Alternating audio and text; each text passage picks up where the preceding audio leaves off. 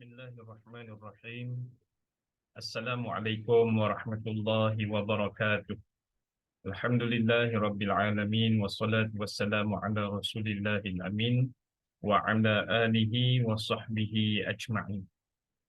Rabbi shrah li sadri wa yassir li amri wahlul 'uqdatam min lisani yafqahu qawli wa la hawla wa la quwwata illa billahil aliyyil azim. Jadi yang saya hormati seumur hidup saya, Tuan Pensyarah Dr. Hasnah binti Abdullah, iaitu pensyarah bagi subjek EDUP 2132 Profesionalisme Keguruan. Jadi insya-Allah dalam ruang yang ada ini saya akan membentangkan hasil analisa berkaitan satu isu keguruan, iaitu guru dan kerja sampingan. Yang mana analisa yang dibuat adalah dari sudut etika, perundangan dan implikasi kepada profesi guru itu sendiri. Baik, sebelum kita melihat kepada perkara yang lebih besar, ingin saya letakkan dulu sebagai pendahuluan bahawa guru ini merupakan satu profesi yang mulia, dihormati dan disanjungi oleh masyarakat. Tidak kira apa juga lapisan, bangsa dan juga latar belakang. Kerana guru itu diiktiraf sebagai ejen perubahan dalam mendidik dan membentuk masyarakat yang seimbang dari aspek jasmani, emosi, rohani, intelektual dan sosial atau disebut sebagai JERIS. Antara watak utama yang bertanggungjawab dalam membangunkan guru itu, antara watak utama yang bertanggungjawab dalam membangunkan masyarakat untuk merealisasikan 6 nilai teras Malaysia Madani. Apa dia 6 teras nilai teras Malaysia Madani yang kita boleh katakan guru sebagai watak utama yang bertanggungjawab untuk membangunkan masyarakat? Ialah yang pertama, kemampanan, di mana disebut mutu hidup seimbang berdasarkan citra Malaysia yang unik berasaskan ilmu pengetahuan dan kearifan tempatan. Ini jelas. Bila melibatkan ilmu pengetahuan, maka guru menjadi ejen atau menjadi watak penting dalam memastikan kemampanan ini dibudayakan, dibangunkan dalam masyarakat. Yang kedua, kesejahteraan, yakni kesejahteraan ekonomi, sosial dan kelestarian alam melalui budaya ilmu dan kepelbagaian pandangan. Juga masih lagi disebut berkisar tentang pembudayaan ilmu. Yang ketiga, daya cipta, pembaharuan dan pengupayaan modal insan bagi menjelmakan daya cipta manusia. Guru berperanan untuk melahirkan modal insan yang diperlukan negara.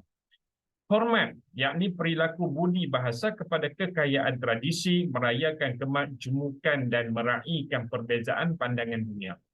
Maka kita boleh nampak dengan jelas di mana peranan guru dalam mewujudkan apa yang disebut sebagai hormat antara satu sama lain. Yang kelima, keyakinan, iaitu menghidupkan harapan terhadap perubahan seiring sikap amanah melakukan perubahan ke arah kebaikan. Dan inilah yang selalu diterapkan oleh guru di sekolah-sekolah, sama ada peringkat rendah, menengah maupun di universiti. Dan yang terakhir, ihsan, belas ihsan akan nasib semua pihak melalui tindakan pemberdayaan kemanusiaan. Maka tuan-tuan, kita dapat fahami bahawa enam nilai teras Malaysia Madani ini perlu dilakukan oleh guru, perlu diterjemahkan oleh guru terlebih dahulu sebelum guru mendidik dan membangunkan sebagai suatu budaya dalam masyarakat kita. Itu cerita guru. Untuk memastikan apa yang kita sebutkan tadi sebagai suatu perkara yang memastikan guru dalam keadaan beraccountability dan terus menjadi suatu profession yang profesionalisme sebagai seorang guru dan juga penjawat awam, maka kita boleh melihat bagaimana kerajaan telah menggariskan beberapa etika, beberapa panduan yang perlu diamalkan dan dihayati oleh guru. Yang antaranya ialah Perintah Am Kerajaan, Etika Kerja KPM, Kementerian Pendidikan Malaysia, Kod Etika Profesi Perguruan Malaysia. Dan fokus isu etika kerja keguruan yang nak dibangkitkan di sini, tuan-tuan, ialah guru membuat kerja sampingan atau sambilan. Sebelum kita pergi kepada fokus kepada isu yang nak disebut, mari kita melihat kepada perintah am kerajaan. Jadi sebagai guru, dia tertakluk kepada, sebagai pegawai perkhidmatan awam, tertakluk kepada perintah am kerajaan. Dan kalau kita melihat pada bab D, apa yang disebutkan tentang isu guru bekerja sambilan itu, ia termaktub di dalam bab D, iaitu peraturan-peraturan pegawai awam berkaitan dengan kelakuan dan tata tertib. Di mana bab D ini, ia berkaitan dengan kelakuan, tugas kawalan, pengawasan tata tertib, prosedur, tata tertib, hukuman, penahanan kerja dan penggantungan kerja, penamatan demi kepentingan awam dan pelbagai perkara yang lain. Dan jika kita amati daripada A sampai J, ia berkisar dengan tanggungjawab dan juga perkara-perkara yang berkaitan dengan tugas rasmi seorang penjawat awam, dan ini digariskan bagi memastikan tahap integriti penjawat awam itu berada di tempat yang terbaik supaya kepercayaan yang diberikan oleh rakyat serta masyarakat terhadap penjawat awam itu terus subur dan tidak akan berlaku rasa curiga di atas sikap penjawat awam yang mungkin boleh membuatkan mereka hilang percaya bagi pegawai-pegawai yang menyalahi dan menggunakan kepentingan kerjayanya dalam sebagai penjawat awam. Baik. Etika kerja Kementerian Pendidikan Malaysia. Tuan-tuan, kita melihat etika kerja Kementerian Pendidikan Malaysia ini terbahagi kepada dua. Yang pertama iaitu prinsip etika kerja, iaitu perlu memiliki niat yang betul. Kedua, perlakuan yang baik. Ketiga, penggerak ke arah kebaikan. Keempat, memperkotakan apa yang dijanji. Dan yang kelima, berdisiplin dan beradab. Seperti mana peraturan am tadi, kalau kita melihat etika kerja KPM ini melalui prinsip etika kerja, jelas ia boleh diamalkan dan boleh dijadikan teras agar etika kerja guru dapat dijalankan dengan baik, memenuhi apa yang diharapkan oleh masyarakat, khususnya guru sebagai ejen perubahan dalam mendidik dan membangunkan nilai-nilai murni. Kerana apa yang disebut dalam prinsip etika kerja ini, ia lebih kepada membina guru sebagai model, sebagai contoh, sebagai qudwah kepada masyarakat, khususnya kepada anak-anak didik di sekolah masing-masing. Dan kalau kita melihat lebih khusus iaitu nilai etika kerja guru, juga kita dapat simpulkan bahawa ketujuh perkara ini adalah merupakan suatu etika ataupun sikap yang menyerlahkan sifat kompetensi dan integriti guru dalam menjalankan tugasan.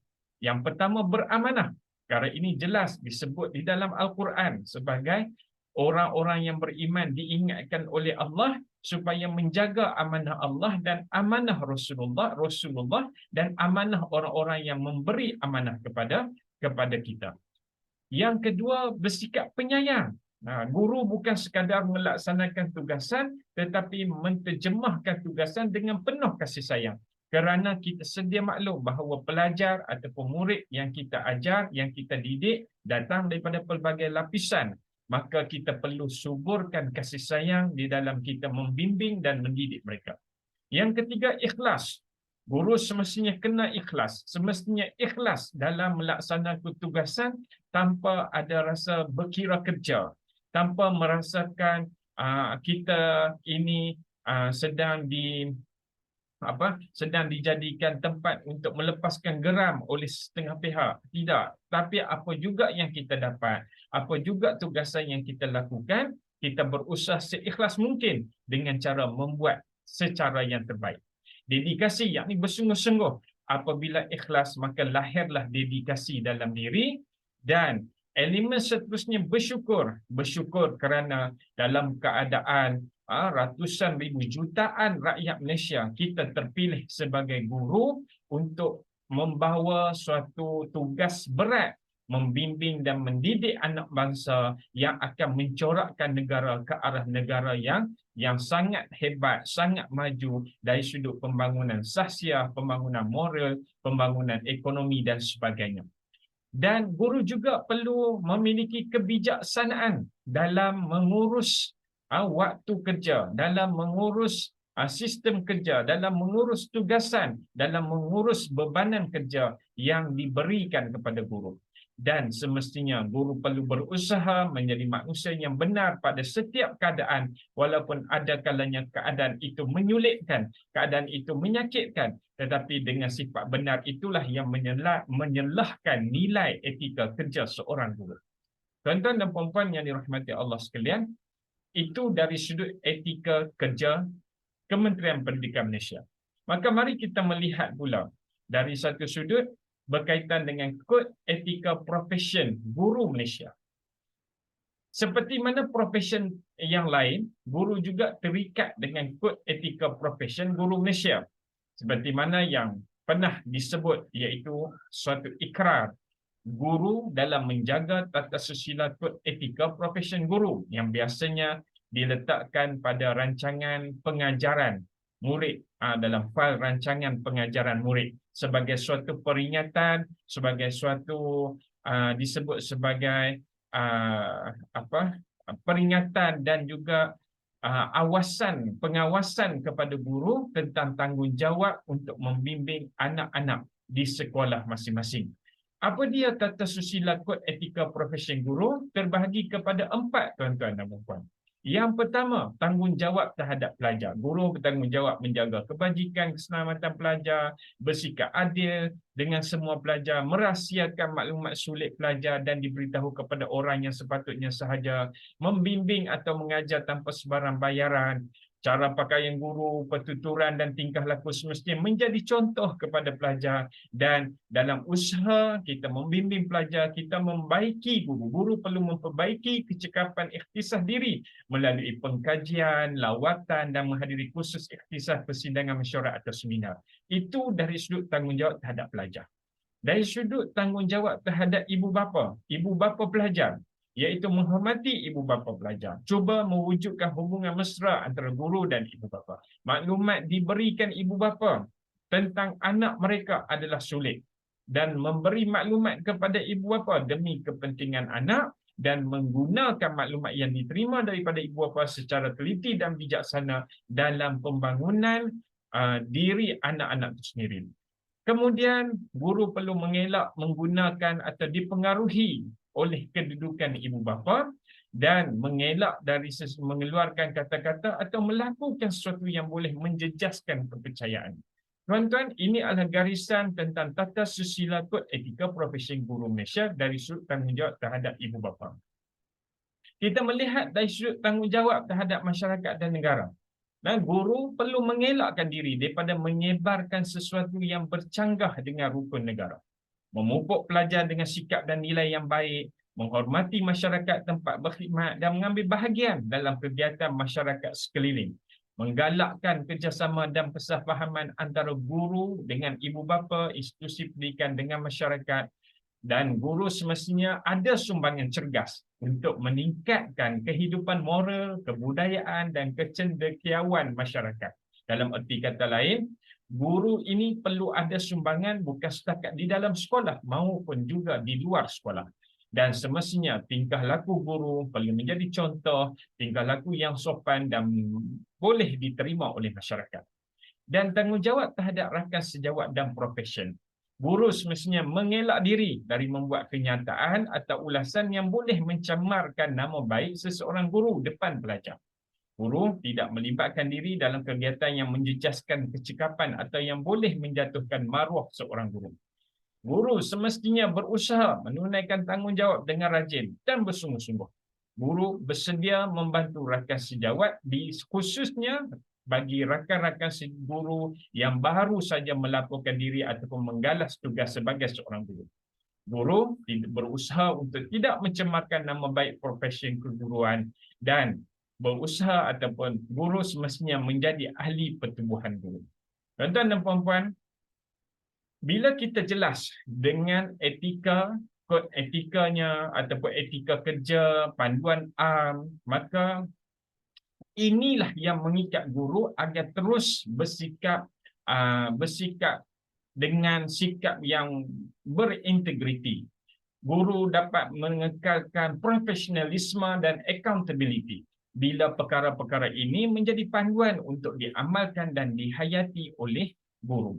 Soalnya tuan-tuan dan puan-puan, kenapa berlaku isu etika keguruan ataupun dalam erti kata lain berlaku pelanggaran kepada etika keguruan yang telah digariskan sama ada melalui panduan am, sama ada melalui etika kerja kerja guru ataupun kod etika profesion guru Malaysia sendiri. Maka mari kita lihat topik yang saya bawakan ialah berkaitan dengan guru dan kerja sampingan. Kita sedia maklum perkara ini bukan suatu perkara yang baru tuan-tuan. Perkara ini sudah lama dan yang telah lama dan sedang berlaku di Malaysia kita. Soalnya sejauh mana kita melihat isu ini adalah isu yang besar dan sejauh manakah usaha untuk memastikan perkara ini tidak menjejaskan sistem pendidikan di Malaysia. Dan bila sebut kerja sampingan, dapat saya pecahkan kepada 4 jenis pekerjaan yang biasa dilakukan oleh guru. Iaitu yang pertama, berniaga. Berniaga sama ada secara dalam sekolah ataupun luar sekolah. Ada yang berniaga secara online, ada yang berniaga secara offline, dan ada yang berniaga pada waktu sekolah. Ada juga yang berniaga di luar waktu sekolah.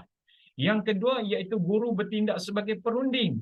Perunding insurans, perunding hartanah, perunding syarikat pelaburan, perunding perumahan, perunding syarikat multi-level marketing. Ini semua kerjaan atau kerja sampingan yang biasa disertai oleh guru. Juga perunding wasiat dan sebagainya. Kemudian yang ketiga iaitu guru menjadi guru tuition. Bukan guru tuition yang ditetapkan oleh pihak sekolah, tetapi guru tuition di pusat-pusat tuition swasta. Jadi ini antara kerja yang famous dilakukan oleh guru. Dan yang keempat iaitu ceramah. Ada guru yang pandai berceramah, yang pandai memberi kuliah, yang pandai memberi seminar, dijemput untuk membuat pengisian ceramah.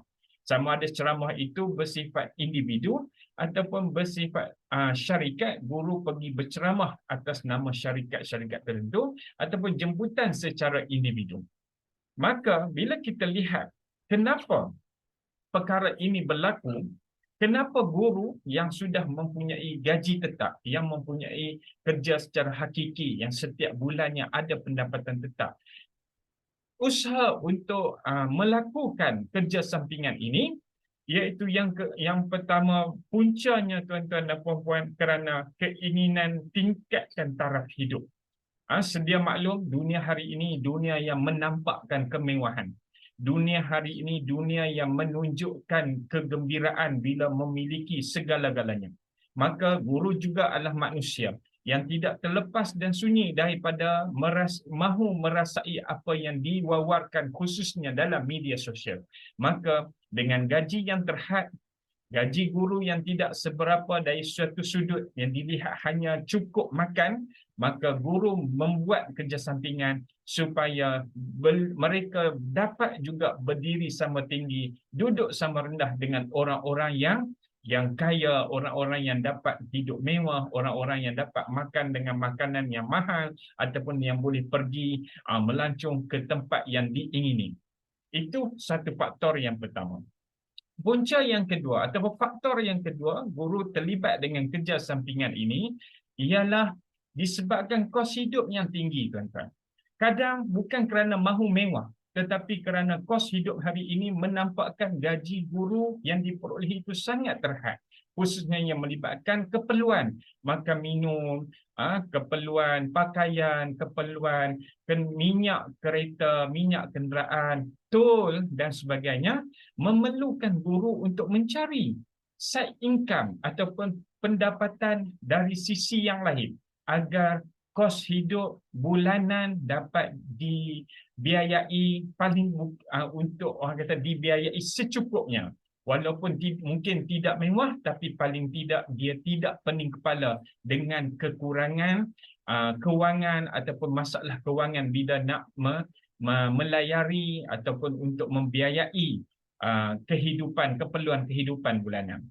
Yang ketiga adalah masalah keberhutangan. Ini disebabkan faktor yang kedua, contohnya bila kos hidup yang tinggi, ada guru terpaksa membuat hutang. Ada guru yang kerana ingin tingkatkan taraf hidup juga membuat hutang, melalui hutang kereta, hutang kad kredit, hutang perumahan, hutang peribadi. Maka tuan-tuan dan puan-puan, maka inilah yang menyebabkan guru terpaksa ataupun memilih untuk membuat kerja sampingan supaya hutang dapat diselesaikan pada masanya, hutang dapat dibayar dan sebagainya. Dan yang terakhir, juga kajian menunjukkan guru membuat kerja sampingan ada kalanya kerana minat untuk berniaga, kerana minat untuk berinteraksi dengan orang lain, kerana minat untuk mengajar, juga disebut sebagai untuk menggilap kemahiran ataupun membina jaringan sosial. Jadi guru melakukan kerja sampingan ini bukan fokus kepada duit semata, tetapi dia mahu menggilap potensi atau menggilap kemahiran mengajar, contohnya sebagai guru tuition, menggilap kemahiran berceramah ataupun membina jaringan sosial dengan masyarakat di luar sana. Maka tuan-tuan dan puan-puan, mari kita lihat apakah implikasi terhadap profesi guru apabila guru memilih dalam melaksanakan kerja hakiki sebagai guru, dalam masa yang sama turut membuat kerja sampingan. Implikasi terhadap profesi guru dapat saya pecahkan kepada 5 bahagian. Yang pertama, tuan-tuan, kepada diri guru sendiri, terhadap diri guru itu sendiri, yang mana ia melibatkan kepada penampilan guru menjadi tidak terurus. Apabila siangnya mengajar, malamnya berniaga, malamnya juga mengajar, malamnya juga bertemu dengan orang untuk menawarkan pakej-pakej atau produk-produk insurans sebagainya, menampakkan kadang-kadangnya sampai tengah malam. Jadi guru-guru tidak sempat untuk mempersiapkan diri pada hari persekolahan keesokan hari, hingga menampakkan penampilan yang bukan secara pakaian saja, tetapi dari sudut aura mengajar yang nampak keletihan, dan juga penampilan emosi yang mudah marah dan sebagainya. Jadi kesan implikasi ini jelas, dia bercanggah dengan etika kerja yang digariskan oleh KPM dan juga Tata Susila Kod Etika Profesi Guru Malaysia yang telah kita bentangkan. Yang kedua, tuan-tuan, kesan daripada melakukan pekerjaan sampingan ini menyebabkan kesihatan terjejas, terlalu letih hingga kerja siang malam, yang akhirnya guru terpaksa mengambil cuti sakit ataupun terpaksa ambil cuti rehat khas, yang akhirnya benda itu, tuan-tuan, dia mendatangkan menjejaskan dalam diri guru itu sendiri terhadap kerja hakiki yang patut dia lakukan. Yang ketiga, tuan-tuan, prestasi kerja. Kesan daripada kesihatan terjejas, pasti prestasi kerja menjadi merosak. Pasti prestasi mengajar pengajaran murid menjadi merosak. Kerana apa? Disebabkan selalu tidak hadir ke sekolah melaksanakan tugasan yang sepatutnya dilaksanakan. Dari sudut yang kedua, tuan-tuan, implikasi berlaku kepada tugas sebagai seorang guru. Di mana, tuan-tuan, iaitu yang pertama, hasil daripada kesibukan dengan kerja sampingan menyebabkan persediaan pengajaran dan pembelajaran tidak sempat dibuat, tidak dirancang dengan sebaiknya. Kemudian dia mendatangkan perkara yang tidak orang kata tidak sempurna dari sudut komitmen yang diberikan oleh guru. Kerana guru yang melakukan kerja sampingan ini mula tidak mengelakkan diri ataupun tidak memberi komitmen pada aktiviti co-curriculum dan program-program sekolah dengan alasan ada tugasan, ada kerja yang perlu dilakukan di luar. Ini menyebabkan ada kalanya, tuan-tuan, menjadikan prestasi guru itu dan komitmen guru itu menjadi semakin merosak di sekolah tersebut. Yang ketiga, tuan-tuan, implikasi yang berlaku adalah kepada pelajar. Kerana pelajar tidak mendapat bimbingan dan tunjuk ajar yang jelas.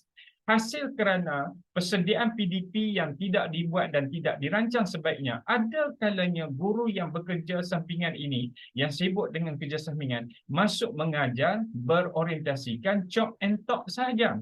Tidak diadakan set induksi, tidak dirangka langkah 1, langkah 2, langkah 3, tidak ditutup dengan kemas, tidak dilakukan refleksi, yang akhirnya ia mengajar sekadar memenuhi jadual waktu persekolahan. Ini menjadikan pembelajaran murid berlaku tidak sistematik, yang akhirnya membuatkan murid hilang tumpuan terhadap sesuatu subjek dan minat terhadap subjek yang diajar oleh guru tersebut. Jelas ketiga-tiga yang dibentangkan buat setakat ini menyalahi ataupun bercanggah dari sudut etika kerja KPM yang telah digariskan, dari sudut nilai etika kerja guru dan juga tata susila kod etika profesion guru. Yang seterusnya, yang keempat, kepada rakan sejawat juga memberi implikasi kesan daripada kerja sampingan, iaitu yang pertama, konflik komunikasi. Apabila guru yang sepatutnya memberi fokus terhadap kerja hakiki, tapi lebih banyak MC, lebih banyak cuti, maka ia menimbulkan rasa tidak selesa di kalangan guru yang terpaksa relief kelas, yang terpaksa menggantikan urusan mengajar, yang terpaksa melaksanakan tugasan-tugasan yang ditinggalkan. Maka dia melahirkanlah perkara yang kedua, iaitu agihan tugasan tidak adil. Kerana apabila guru ini sering tiada, maka guru yang tinggal dalam satu-satu organisasi kecil, dalam khususnya ataupun contohnya melaksanakan aktiviti co-curriculum, perlu terpaksa dilaksanakan oleh baki guru yang ada. Seolah-olah dari satu sudut kerja bersama, tetapi yang melakukannya hanya beberapa orang sahaja, kerana guru yang terlibat dengan kerja sampingan lebih banyak mengelak diri ataupun mengecualikan diri. Kemudian tuan-tuan, sistem kerja terganggu. Apabila kerja yang sepatutnya dilakukan oleh guru A contohnya, perlu disiapkan, perlu dihantar pada tarikh-tarikh tertentu, tetapi tidak dihantar dan tidak disiapkan kerana sibuk dengan kerja sampingan, ataupun dia sakit, ataupun dia cuti rehat, contohnya tuan-tuan, maka kesan berlaku kepada pihak pentadbiran khususnya, berlaku kepada panitia contohnya, hasil daripada kegagalan dia melakukan kerja pada masa dan pada masa yang ditetapkan. Dan yang kelima tuan-tuan, iaitu implikasi berlaku kepada ibu bapa.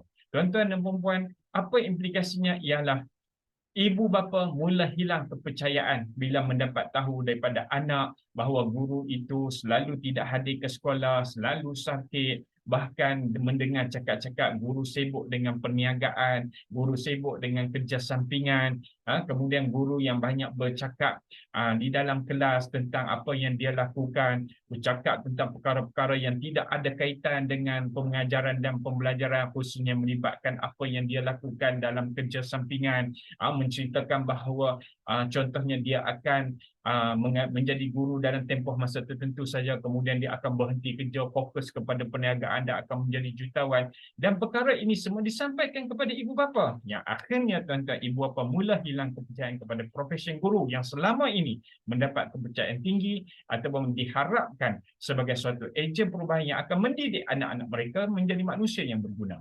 Kemudian tuan-tuan, berlaku juga rasa didiskriminasi kerana ada guru khususnya yang mengajar tuition, yang membuat tuition persendirian ataupun di syarikat-syarikat swasta, mengajar dalam keadaan sambil lewat, sambil menawarkan kepada pelajar untuk mendapatkan pengajaran yang lebih sistematik, yang lebih bagus, yang terkandung dengan pelbagai formula dalam memastikan mendapat keputusan akademik yang cemerlang, perlu hadir ke tuition-tuition yang diajar mereka di luar. Maka secara tak langsung ibu bapa merasakan, khususnya ibu bapa yang tidak berkemampuan, merasakan mereka dipinggirkan oleh guru ini kerana guru ini lebih fokus kepada nak membantu pelajar-pelajar yang berkemampuan, yang berada, yang mampu pergi ke tuition-tuition. Kerana sepatutnya tuition di luar itu hanyalah sebagai alternatif, tapi semua murid mendapat pendidikan yang sama, mendapat cara yang sama, mendapat nilai yang sama, cukup hanya di dalam sekolah melalui pengajaran seorang guru. Tuan-tuan dan puan-puan, sekarang kita fokus kepada cadangan solusi dalam menyelesaikan guru yang melakukan kerja sampingan. Yang pertama, tuan-tuan, solusi yang pertama ialah guru yang mahu membuat kerja sampingan ini perlu memohon kelulusan untuk membuat kerja sambilan. Perkara ini telah digariskan oleh TPM, yang mana guru perlu memohon kelulusan dengan mengisi borang permohonan dan mendapatkan ulasan atau perakuan daripada pengetua atau guru besar. Ini kerana apa, tuan-tuan? Pengetua dan guru besar pasti lebih mengenali bagaimana guru itu bekerja di sekolah, bagaimana komitmen guru itu terhadap sekolah, terhadap pelajar, sebelum membenarkan ataupun melarang ataupun tidak membenarkan, menyokong ataupun tidak menyokong. Dan surat itu, permohonan itu akan dihantar kepada pihak Jabatan Pendidikan Negeri. Justru bila perkara ini dilaksanakan, kebanjiran ataupun ramainya guru yang membuat kerja sampingan dapat dikurangkan ataupun dapat dihadkan. Khususnya buat guru-guru yang tidak bersungguh-sungguh dalam melaksanakan kerja mereka. Solusi yang kedua, pihak Kementerian Pendidikan Malaysia dicadangkan dapat menganjurkan kursus atau program pemantapan integriti guru secara berkala. Tuan-tuan, perkara ini telah dilakukan oleh KPM, tetapi hari ini banyak secara online. Bagi menjimatkan kos, bagi menjimatkan masa tidak guru keluar daripada sekolah. Tetapi apa yang dilihat, ramai guru mengambil peluang mengisi ruang di dalam sesi online, hanya mendapatkan link kehadiran dan mengisi seolah-olah dia hadir dan mendengar pengisian yang disampaikan dalam video ataupun dalam pengajaran ataupun kursus tersebut. Hakikatnya bila dapat link isi, tuan-tuan, dia tak hadir dan dia tak dapat apa-apa perkara yang boleh mengingatkan dia tentang kompetensi dan integriti beliau. Jadi, pihak KPM perlu mengadakan secara berkala kursus yang secara bersemuka, khususnya melibatkan guru yang mendapat markah prestasi yang rendah, supaya mereka selalu diingatkan tentang integriti, tentang amanah, agar dapat mereka menaikkan semula markah prestasi mereka pada masa yang akan datang. Solusi yang ketiga, tuan-tuan, iaitu guru yang bekerja sampingan hingga menjejaskan prestasi kerja ini dipanggil pihak pentadbir untuk dinasihati dan dibawa berbincang, dan jika semakin kritikal, semakin tidak menampakkan perubahan selepas dipanggil berbincang dan dinasihati, maka perlu diberi amaran dan dirujuk ke pihak pejabat pendidikan daerah dan Jabatan Pendidikan Negeri atas salah laku profesion tertakluk kepada perintah am pada bab D. Dan solusi yang keempat, bagi guru yang terlibat dengan kerja sampingan, mereka perlu membuktikan kerja sampingan tidak menjejaskan prestasi dan fokus kerja hakiki mereka dengan cara mengurus masa dan tugas dengan sebaik-baiknya. Jika ini dapat dilaksanakan, pasti bukan kita merasakan kerja sampingan itu jadi salah, tetapi pasti guru itu dibenarkan untuk membuat kerja sampingan kerana atas faktor-faktor yang kita nyatakan dan kita gariskan tadi, tetapi beliau menampakkan integriti dirinya untuk fokus terhadap kerja hakiki dan menjadi kerja sampingan itu sebagai suatu tambahan pendapatan tanpa menjejaskan kerja yang perlu dia fokuskan, perlu dia utamakan. Sebagai kesimpulan, apa yang dapat saya gariskan ialah guru adalah profesion mulia di sisi Tuhan yang boleh menjadikan diri sebagai sebaik-baik manusia, sebagai khairun nas, kata Nabi. Khairun nas anfa'uhum linnas. Sebaik-baik manusia memberi manfaat pada manusia lain. Maka bila guru itu profesion yang mulia, profesion yang layak mendapat khairun nas, maka semestinya guru itu perlu melaksanakan tugas sebaik-baiknya. Namun apabila guru tidak menjalankan tugas secara berkompetensi dan berintegriti, maka pasti tercariknya pada kepercayaan yang diberikan selama ini daripada pelbagai pihak. Bagi guru Muslim, ia juga menjadi petanda perjalanan di akhirat menjadi sukar dan berliku-liku. Justru, apa yang dapat saya simpulkan, utamakan yang utama, uruskan sebaiknya pada yang kedua. InsyaAllah berkat dunia, berkat akhirat. Cukup sekadar itu pembentangan saya, dan ini adalah sebahagian rujukan yang dilakukan dalam menyiapkan tugasan yang baik daripada Allah. Salah siap saya mohon keampunan Allah dan mohon kemaafan pada Puan Pensyarah Dr. Hasnah Abdullah. Terima kasih banyak-banyak atas bimbingan yang diberi, tunjuk ajar yang ditunjuk, yang disampaikan. Mudah-mudahan Puan Pensyarah dan kita semua dirahmati Allah Subhanahu wa taala. Aqulu qawli hadza wa astaghfirullahal azim li wa lakum.